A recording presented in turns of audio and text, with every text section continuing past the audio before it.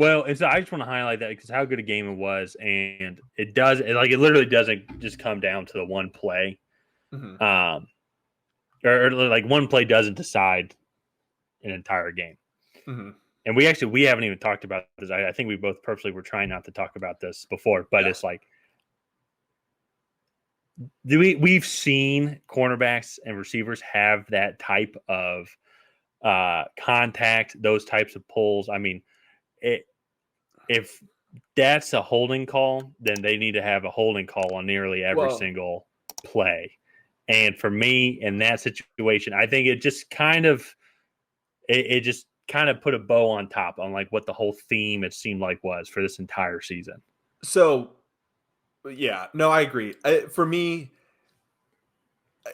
okay, it was by definition it was holding. Sure, he grabbed his back plate. No one is arguing that. James Bradbury himself even admitted to it. It's like, I grabbed him. Yeah. Was it so egregious that it really impacted the play? Or with a minute 45 left of possibly the greatest Super Bowl ever, do you really want to make that call? And it's like, yeah, I get by definition it is holding. However, maybe just let him play a little bit more. The other thing I will say, earlier in the game, I think it was second quarter, Chiefs got the ball and it was 3rd and 8, and there was an egregious pass interference miscall, no call. James Bradbury on Juju Smith-Schuster, same matchup. Bradbury grabs his left arm as he's running a crosser from left to right, grabs his left arm and spins him. Patrick Mahomes nearly hits him in the chin strap with the football. That's how accurate of a ball it was. And it was like, okay, they didn't call that one where it's like over the middle of the field. There's nobody else there. He clearly spins them. They're not going to call that one.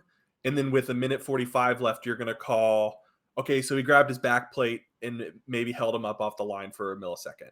Yeah. And it's like that for me is where the discrepancy comes in, because by definition it is holding. Well, and that's my thing, because I've never been a guy being like you can't make that call there. It's like you don't call a penalty there, even though if it is a penalty. If it's a penalty, it's a penalty. But in one of those, I would definitely say judgment, subjective type calls. They had been letting them play all game. That call specifically right there that you just mentioned was a no call. They'd been rough. They'd been tough. Devontae Smith had a couple potential pass interference calls that you could go, maybe a couple rakes across the arms that they just let them play. Yeah. And you know what? It was fun. They were like only the most egregious, like we're going to do. I would rather let them play too physical than not enough. Yeah. Well, and then at the time when it's only the most important time of the whole entire season, you're going to make that call there. And everyone knew, like watching it, everyone knew exactly what that meant. It meant the Eagles, like a potential comeback, Jalen Hurts, the team that had been considered the best team all season long, was not going to have an opportunity to have 90 seconds go down, try and tie up the field goal, maybe try and even take the Super Bowl lead. And that's what sucks too about it, because we just talked about how great the Chiefs played, how great the coaching scheme was, and honestly, and we haven't even talked too much even about how great Jalen Hurts played, how great the Eagles obviously played. That entire offense, that entire team played well. I mean, it was one of those. It was one of the best Super Bowls I've ever seen. Yeah, it was fantastic. And this will be remembered for this. And then going on all season with the scripts, it's rigged, and the NFL has a lot of, I think, I don't want to say like soul searching this offseason. Yeah. Because there's a lot of things, and we had a fun conversation before this, but there's a lot of other things, just basic rules that were the entire theme of this whole season, how people complained about roughing the passer, now defensive holding now and pass interference calls, what is, what isn't. Like offensive pass interference is starting to get called a little bit more, some of which I think should, because for a long time there was a lot of extension. But now even offensive pass interference should be a loss of down, but that's a different debate. That's a different debate as well.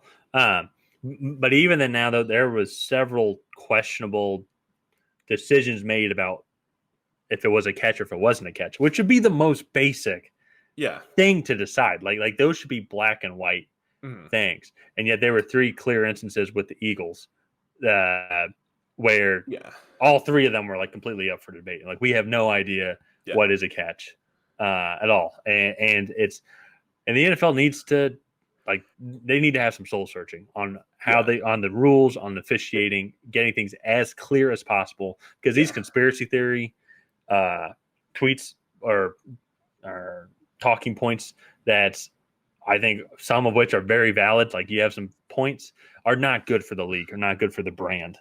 No, yeah. And so let's just go ahead and let's dive right into it. Let's talk about those 3 instances, and then we'll get into some of the other rules that that we think need to be evolved/changed. Just kind of what we witnessed throughout the season, and then one big rule that I think needs to come into play after yesterday's game. Let's start with the Miles Sanders catch that was a fumble and then was overturned after. So I agree with the overturning. I don't think that was a catch. I think that is he gets the ball in his hands and 2 feet are down, and in less than a second, a defender hits him and the ball's popped loose. To me, that's a PBU, and then it's next play. It's really tight, and if he tucks the football or takes another step, that is a fumble. However, I just think he just catches it, gets hit, and then drops it. I don't think he had time to complete the process of a catch. And for me, when I see that one, I don't disagree with that decision. My thing is though is I've seen that in the end zone before, and they ruled a catch and they ruled a touchdown. And the rule is when it's in the end zone and as soon as catch 2 feet, play is dead. Which and I absolutely get that. But then at the same time though, you have to make a football move, or you have to have the ball all the way down to the ground for completion, which is the catch we're about to get to here in a second as well. And for me, it's almost like when they need to do something about replays. They almost need to have like a time limit on it, because with that one took a decent bit of time. The Dallas Goddard one, which is the second one, I think I saw that one took 5.5 minutes for them to say like it was a catch. It should be like you've got 2 minutes, and if you can't decide in 2 minutes on if it's a catch or not, then the call on the field stands. Let's move the game on, because there's so many. You can dissect anything during slow mo. I don't care how long they take, as long as they get the call correct, right? And there's a lot of debate on like what is correct and what's not correct. Especially in the Super Bowl, I don't mind them taking a little bit of extra time. For the Dallas Goddard catch, that one. So there are some angles. It looks like his right foot is on the ground when he gains possession, and then there's other angles that looks like his right foot is off the ground at some angles. And that one was called a catch on the field, and I think that stands. No, I think that was the right call. Ruling on the field stands. Play on. Yeah, right.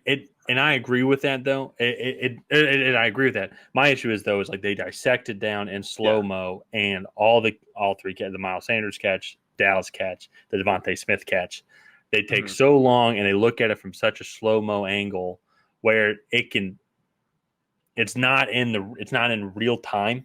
And sometimes slow mo is good, like to see like if he got 2 feet in or anything like that. But if there's a bobble move or something like that, they almost need to just put a time limit on it. And it's like, hey, if we don't have a clear and cut decision, because I agree with the rule, it has to be. What's the phrasing?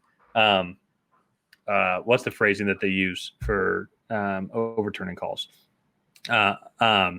Undisputable evidence. That it was a wrong call on the field. They should be able to see that within 2 minutes and be like, okay, that's what it is. If you hit that 2 minute time cap. This is one of the things that they've run into in the past. They don't necessarily get all the angles right away. So that is one of the things I don't see how now. So that's nothing the NFL needs to figure out then. How do you not in 2023? How do you not have the the TVs, they're able to show it. They're able to show, 6 different camera angles in 30 Yeah. seconds. Yeah, but that's on the net. That's with the networks. That's not with the referees. No, I'm not blaming the referees on Yeah, that. yeah. Like they can only get as many views as the NFL No, I allows mean, them to see them. But the NFL needs to be like, hey, we need to have every single view of that play. It's like because also too to think about it. Like now let's like with the Devontae Smith catch. yeah, There was a good 15 to 20 seconds, I would say, from when that catch was made to then when he's running up to when she even show a replay of the catch, and then the Eagles are lining up to snap it, and they wave down, hey, let's call it. How to them by then, like by the 20 seconds, they don't have multiple clips, and also then too, the refs have to go up and be like, hey, we're reviewing the play on the field, then he has yeah. to run through it. That is, I don't want to try and be exaggerative or hyperbolic, but that's 45 to 60 seconds. Yeah, well, Right? they I would actually had say that extra happens. time. That the Devontae Smith catch is a little different because there's a couple things to be Yeah. debated on that one. No, But sorry. And by that point, I mean that one specifically on how do they not have every single angle of the catch already sent to the ref? Like, and why is it taking so long? yeah, You know what I mean? And when it so takes that long, I think maybe it gets to the point that it's like there is not clear cut evidence that the call was wrong.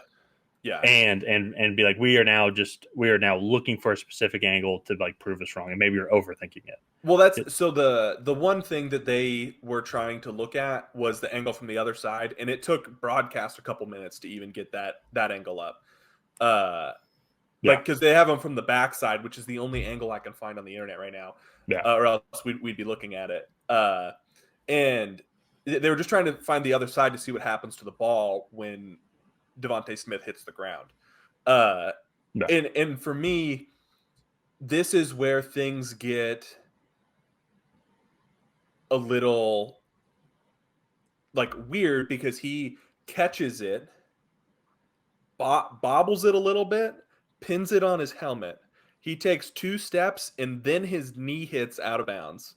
Takes two possibly 3 steps. From the angle that I have on my computer, you can't totally see his feet. It looks like he takes 2 steps and then his knee hits. Yeah. And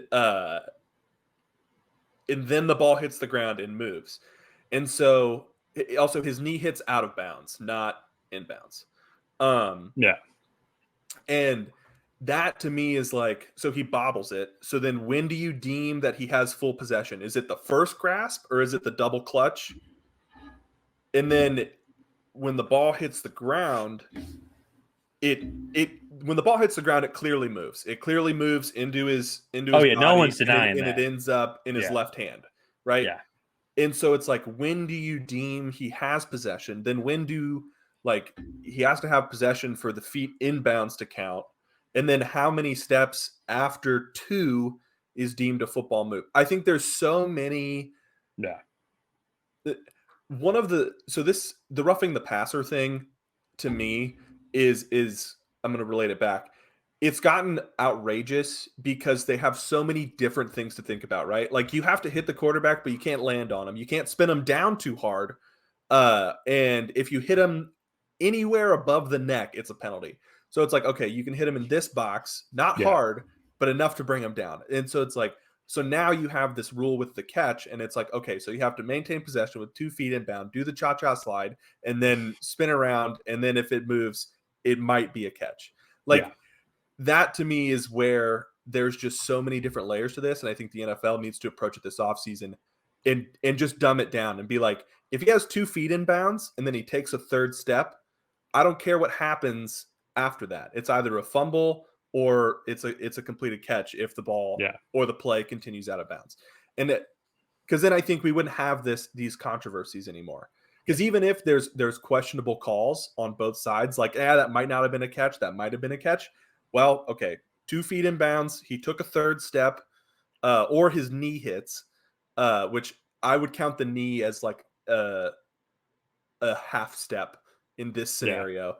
And it's like, and for me, I think that is like, okay, so he had possession for 2.5 steps, do a little basketball layup there, and maybe that counts as a catch. Yeah. It's the Smith catch is the most controversial of all three of these. Oh yeah. Well, and I'm in the category of that's a catch. I'm in the category that's a catch. Clearly because I think he got 3 feet inbounds. I think he had possession, 2 feet, then a third. And actually, I'll disagree with some people saying this, where it's like the knees out of bounds, meaning that like now he's down, the play is dead, because I think now there's a consistent trend of people of this happening. Like you have to complete the catch to the ground with the 2 steps, and so that includes if your body is falling. But in this, if your body's falling, then your body hits and the ball comes loose, and that's not a catch. But in this instance, though, to me, it doesn't matter if the ball moves because I think he had 3 steps in bounds. That he met all the minimum requirements: 2 steps, possession, then and then he's making football moves because he's trying to keep moving forward as well, and he's got a guy on him with clear pass interference that was missed also. But and to me, and this is where it's like the NFL. It just needs to kind of do what you said, but make everything as black and white as possible. As possible. Like that should have been. The other ones I can understand. I agree with Miles Sanders being an incomplete pass, even though I think if that was in the end zone, I think they call it a touchdown. Dallas Goedert, I've seen angles to where it's an incomplete pass, but I agree with the fact that the call stood just because you don't like it wasn't clear, undisputed evidence. I wish it didn't take 5.5 minutes and they're nitpicking every single angle. It should be like, okay, this after a time limit, it should be undisputed. But with this catch, though, and this to me, I think is the perfect example because that review, I think, took several minutes as well. And how do they not have, like you said, they were waiting on the one camera angle. How do they not have that immediately? I mean, there's hundreds of cameras that they have that the NFL runs. It's their show. Who cares if the broadcasting network gets it a couple minutes late? They should have everything available for that referee and for people in New York to make the decision. And then in this catch, it's like, how is that? Like there's everything about it. You have to make clear contact to the ground, but it's like clear you have possession. To maintain clear possession through the ground. And to me, that's where it gets fuzzy because at the beginning of the catch, he's bobbling it, and then he gets possession, and then at the end of the catch, it hits the ground and clearly shifts. Okay, right. So all right. And that's where I'm like, there's so many different things going on. Scenario: Jacoby Myers, he does a little slant route. Mac Jones throws it to him. He catches it 2 steps. He starts to look forward, and so he's making a football move, but he doesn't take another step because he sees someone's about to hit him, so he clinches up, bracing for that. So as he stops, he gets hit. As he falls, the ball comes loose, and by loose, I mean like bobbles and hits the ground. Is that a catch? And that's just 2 steps, by the way. Okay, so let me get this right. Slant over the middle. He catches it, right? Yeah. And then starts to turn without taking another step.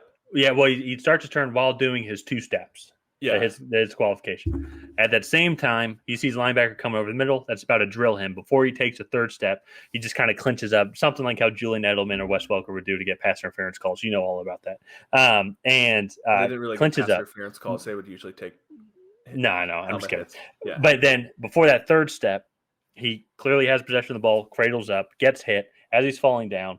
Just his body hitting the ground just makes the ball a little loose, just like how we've seen how, like quarterbacks, they get like the ball comes loose while they get sacked, but they just kind of land on it and they just maintain possession. But then the ball hits the ground, but it clearly like does come loose and hits the ground. But he stays on top of it. It's not a fumble or anything like that.